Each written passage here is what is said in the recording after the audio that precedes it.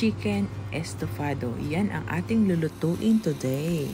Ayan, magpiprito na tayo dito ng patatas. Yung mga vegetables na kakailanganin natin ay patatas, carrots, at saka yung saging na saba. Ngayon, piprituhin natin yan hanggang sa mag-golden brown. Ganon din yung ating carrots at yung ating saging. Kagabi, meron na akong na-marinate na chicken. Minarinate ko siya sa patis, bawang, at saka paminta para manuot yung lasa ng ating mga sangkap bago natin iprituhin din yung ating manok. Ayan na, pinprito na natin din yung ating saging na saba hanggang sa mag-brown. Masarap kasi yung lasa ng saging kapag naiprito tapos ilagay mo siya sa ulam. Napakasarap ng kanyang result sa taste, na-enhance yung taste ng ating niluluto. So, ito na yung ating manok na na-marinate. Piprituhin din natin yung ating manok. Una, mag-isa muna tayo dito ng bawang at saka yung ating sibuyas. Mag-isa natin siya at saka ilagay na natin yung ating manok na na-marinate. At lutuin na natin ito hanggang sa mag-golden brown yung ating or mag-light brown yung ating manok. Gisa-gisa lang. Diba? Yan na. So, igisa lang natin yung ating chicken para manuot yung lasa ng ating mga aromatic vegetables sa ating chicken. At syempre, malasa na yan kasi nga na-marinate natin. So, ayan na. Light brown na yung ating chicken. So, ilagay na natin yung ating toyo or yung ating soy sauce. And then, yung ating, lagyan din natin siya ng pamintang buo. At syempre, atin na siyang haluin para mag-distribute talaga yung soy sauce sa ating chicken. And then, lagyan din natin siya nilagyan ko siya dito ng chicken powder para ma-enhance palalo yung lasa ng ating chicken. Ayan. So, kumukulo lang siya.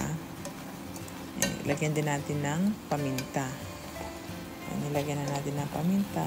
Haluin na ulit natin para ma-distribute yung mga nilagay nating sangkap.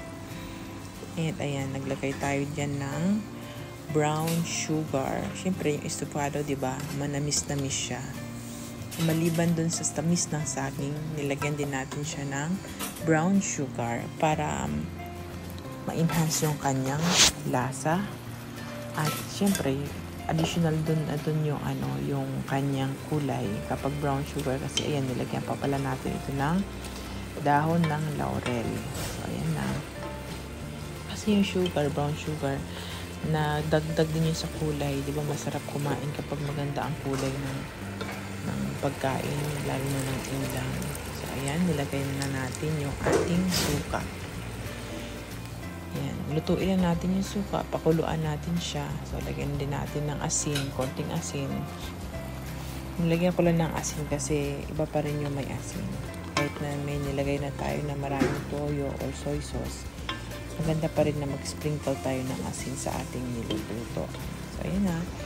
Haluin lang natin siya hanggang sa totally absorb din ng ating manok yung nilagay natin na suka kanina. At yung ating sugar. So, ayan. Mga kalabs, may nilagay ako dyan na para maging kakaiba yung ating estofado. Nilagyan ko siya ng tawag dyan, sili. At ganun din yung ating sesame oil. Kasi chicken siya. Masarap sa chicken yung may sesame oil. Ayan, nilagay na natin din yung ating mga pritong vegetables. Takpan lang natin siya hanggang sa maluto yung ating mga vegetables. Kasi hindi naman talaga totally naluto yung kanina. So, ito na yung ating chicken estofado. Masarap to mga kalabs.